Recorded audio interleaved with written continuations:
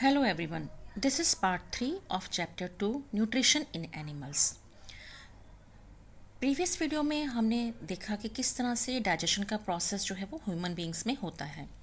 इस वीडियो में हम देखेंगे कि किस तरह से डाइजेशन का प्रोसेस जो है वो रूमिनेंट्स में मीन्स ग्रास ईटिंग एनिमल्स में होता है और अमीबा में होता है। लेकिन उससे पहले हम ये डिस्कस करेंगे, यहाँ पे ये पार्ट हमें दिया हुआ है कि जो स्टमक की वर्किंग थी उसकी डिस्कवरी जो है वो कैसे हुई। तो let us start the lesson. यहाँ पे हमको आपको ये बताया गया है कि the working of the stomach was discovered by a strange accident. हमारा जो स्टमक है जो वो काम करता है उसकी डिस्कवरी जो हुई थी एक स्ट्रेंज एक्सीडेंट की वजह से हुई थी। Means in 1982 a man named Alexis Saint Martin was badly hit by a shotgun. 1822 में एक आदमी जिसका नाम था अलेक्सिस सेंट मार्टिन, वो बुरी तरह से जो है उसे गन लग गई। The bullet had seriously damage the chest wall, और उस गोली ने सीरियसली जो चेस्ट की वॉल थी उसको डैमेज कर दिया and made a hole in his stomach, और उसके स्टमक में एक होल हो गया था। He was brought to an American army doctor William Beaumont. The doctor save the patient but he could not close the hole properly and left it bandaged. तो उनको America के एक आर्मी डॉक्टर विलियम बॉमेंट के पास लाया गया। Doctor ने patient को save तो कर दिया, लेकिन वो उस होल को प्रॉपरली जो है वो बंद नहीं कर पाए और उन्होंने उसे उसी तरह से छोड़ दिया, बैंडेज लगा के छोड़ दिया। Beaumont took it as a great opportunity to see the inside of the stomach through the hole, और उनको एक अवसर मिल गया जिससे वो स्टमक के उस होल से स्टमक के अंदर की सारी चीज़ें देख सकते थे कि जो स्टमक है वो किस तरह से काम कर रहा है, ये सब वो देख सकते थे। He made some wonderful observations, और इसी के बेसिस पे उन्होंने बहुत वंडरफुल ऑब्जर्वेशंस भी जो हैं वो की। Beaumont found that the stomach was churning food. उन्होंने क्या देखा इस होल में से कि जो स्टमक है उसमें जो फूड है वो चर्निंग हो रहा है, वो मिक्स हो रहा है एसिड जूसेस के साथ, डाइजेस्टिव एंजाइम्स के साथ। It's wall secreted a fluid विच को डाइजेस्ट द फूड। स्टमक की वॉल से जो है वो फ्लूइड सिक्रेट हो रहा था, और ये फ्लूइड जो था वो फूड को डाइजेस्ट कर सकता था। He also observe that the end of the stomach opens into the intestine only after the digestion of the food inside the stomach is completed। और उन्होंने ये भी ऑब्जर्व किया that the end of the stomach opens, कि stomach का जो and है वो ओपन होता है इंटेस्टाइन में, तभी ओपन होता है जबकि पूरा जो फूड है वो स्टमक के अंदर का जो फूड है वो डाइजेस्ट हो जाता है। उसकी डाइजेशन जब कंप्लीट हो जाती है तभी जो है वो स्टमक जो है वो इंटेस्टाइन में जाके ओपन होता है। तो ये सारी ऑब्जर्वेशंस जो है वो उन्होंने उस होल में से देखी कि स्टमक जो है वो किस तरह से काम करता है। इस तरह से स्टमक की जो है वो डिस्कवरी जो है वो हुई। स्टमक कैसे काम करता है, तो स्टमक की वर्किंग की जो है डिस्कवरी इस तरह से हुई। तो ये था यहाँ पे आपका टॉपिक। नेक्स्ट टॉपिक यहाँ पे आपको पढ़ना है कि डाइजेशन इन ग्रास ईटिंग एनिमल्स, कि ग्रास खाने वाले एनिमल्स में जो डाइजेशन है वो किस तरह से होती है। Have you observe cows, buffaloes and other grass eating animals chewing continuously even when they are not eating. आपने देखा होगा काउज में, बफेलोज में या डियर, गोट में जो घास खाने वाले एनिमल्स होते हैं वो कंटिन्यूसली जो है वो च्यू करते रहते हैं even when they are not eating. जब वो खा नहीं रहे होते हैं तो भी जो है वो चबाते रहते हैं। Actually they quickly swallow the grass and store it in A part of the stomach card Roman. वास्तव में वो क्या करते हैं, वो ग्रास को जो है क्विकली स्वेलो कर जाते हैं, निगल जाते हैं, और उसे स्टमक के पार्ट में जो है वो स्टोर कर देते हैं। तो स्टमक के उस पार्ट को हम बोलते हैं रूमन। वहाँ पे जाके ये जो ग्रास है वो स्टोर हो जाता है। Here the food gets Here the food gets partially digested and is called curd। यहाँ पे जो फूड है वो पूरी तरह से डाइजेस्ट नहीं होता है, पार्शली डाइजेस्ट होता है, और इसको क्या कहते हैं, इसको कहते हैं curd. But later the curd returns to the mouth in small lumps and the animals chews it. बाद में ये जो कर्ड है ये छोटे छोटे लम्प्स की फॉर्म में माउथ में अगेन आ जाता है, और एनिमल्स जो है वो इसे दोबारा से जो है वो च्यू करता है, और इस प्रोसेस को बोलते हैं rumination. And these animals are called ruminants, और इन एनिमल्स को क्या कहते हैं, ruminants.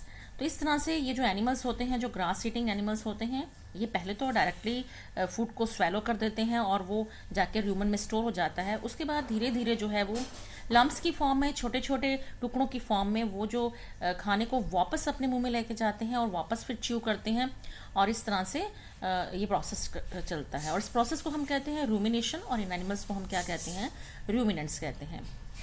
The grass is rich in cellulose, a type of carbohydrate. Actually grass में क्या होता है, सेलुलोज होता है, जो कि एक तरह का कॉम्प्लेक्स जो है वो कार्बोहाइड्रेट होता है। In ruminants like cattle, deer etcetera, तो ये रूमिनेंट्स जो होते हैं, ये एनिमल्स जो कि कैटल जैसे गाय भैंस वगैरह होती हैं और डियर होते हैं, इनमें क्या होता है, एक बैक्टीरिया प्रेजेंट होता है ह्यूमन में। Bacteria present in human helps in digestion of cellulose. तो इनके ह्यूमन में एक बैक्टीरिया प्रेजेंट होता है, वो इस सेलुलोज को डाइजेस्ट करने में हेल्प करता है। तो many animals including humans can not digest cellulose. बहुत से दूसरे एनिमल्स, ह्यूमन बींग्स भी जिनमें आ जाते हैं, वो सेलुलोज को डाइजेस्ट नहीं कर पाते हैं, क्योंकि उनमें ये जो बैक्टीरिया है वो प्रेजेंट नहीं होता।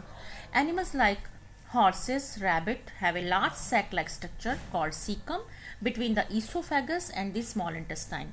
तो इस तरह के एनिमल्स जैसे कि हॉर्सेस और रैबिट जो होते हैं, इनमें एक large sac bag like structure होती है जिसे सीकम कहते हैं, और ये स्ट्रक्चर ईसोफेगस जो कि फूड पाइप होती है उसे और स्मॉल इंटेस्टाइन के बीच में प्रेजेंट होती है।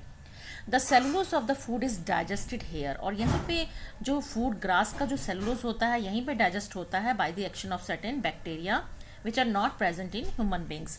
बैक्टीरिया की एक्शन से जो सेलुलोज है यहाँ पे डाइजेस्ट होता है, और ये बैक्टीरिया जो है वो ह्यूमन बींग्स में प्रेजेंट नहीं होते हैं, इसलिए ह्यूमन बींग्स जो है वो सेलुलोज को डाइजेस्ट नहीं कर सकते।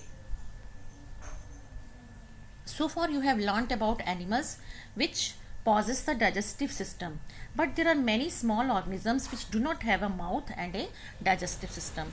तो अभी तक आपने उन एनिमल्स के बारे में जाना जिनका प्रॉपर जो है डाइजेस्टिव सिस्टम होता है, लेकिन कुछ ऐसे छोटे ऑर्गेनिजम्स होते हैं जिनमें which do not have a mouth, जिनमें माउथ भी नहीं होता है, डाइजेस्टिव सिस्टम भी नहीं होता है। Then how do they acquire and digest food, तो किस तरह से वो फूड लेते हैं और उसको डाइजेस्ट करते हैं। In the section below you will learn another interesting way of food intake. तो नीचे आपको यही बताया गया है कि जिन एनिमल्स में माउथ या डाइजेस्टिव सिस्टम नहीं होता है तो वो किस तरह से जो है वो उनमें डाइजेशन का प्रोसेस जो है होता है। तो हम आगे पढ़ने जा रहे हैं feeding and digestion in amoeba. Amoeba में किस तरह से फीडिंग होती है, अमीबा अपना खाना कैसे लेता है और उसमें डाइजेशन किस तरह से होता है। एक्चुअली में अमीबा है क्या, it is a microscopic single celled organisms found in pond water. ये माइक्रोस्कोपिक है, जैसे हम माइक्रोस्कोप में देख सकते हैं, सिंगल सेल का बना हुआ ऑर्गेनिज्म है और ये पॉन्ड वाटर में मिलता है। Amoeba has a cell membrane, इसमें एक सेल मेम्ब्रेन होती है, a round in dense nucleus, एक राउंड डेंस न्यूक्लियस प्रेजेंट होता है, and many small bubble like vacuoles present होती हैं, और बहुत छोटी सी बबल्स की तरह वैक्यूल्स जो हैं इसके साइटोप्लाज्म में प्रेजेंट होती है। Amoeba constantly changes it's shapes and position. जो अमीबा होता है उसकी शेप और पोजीशन जो है वो लगातार बदलती रहती है, उसकी एक जैसी शेप नहीं होती, तो कोई भी शेप जो है वो ले सकता है। It pushes out one or more finger like projections called pseudopodia. तो ये एक या ज़्यादा जो है वो फिंगर लाइक प्रोजेक्शंस जो है उसको बनाता है, जिसको हम क्या कहते हैं, सूडोपोडिया कहते हैं, या फिर हम इसको फॉल्स फीट भी कहते हैं, क्योंकि सूडो का मतलब होता है फॉल्स और पोडिया का मतलब होता है फीट। तो सूडोपोडिया का मतलब होता है फॉल्स फीट, मतलब नकली पाँव होते हैं, पाँव जैसे इसकी स्ट्रक्चर होती है जिससे ये मूव करता है और फूड भी कैप्चर करता है।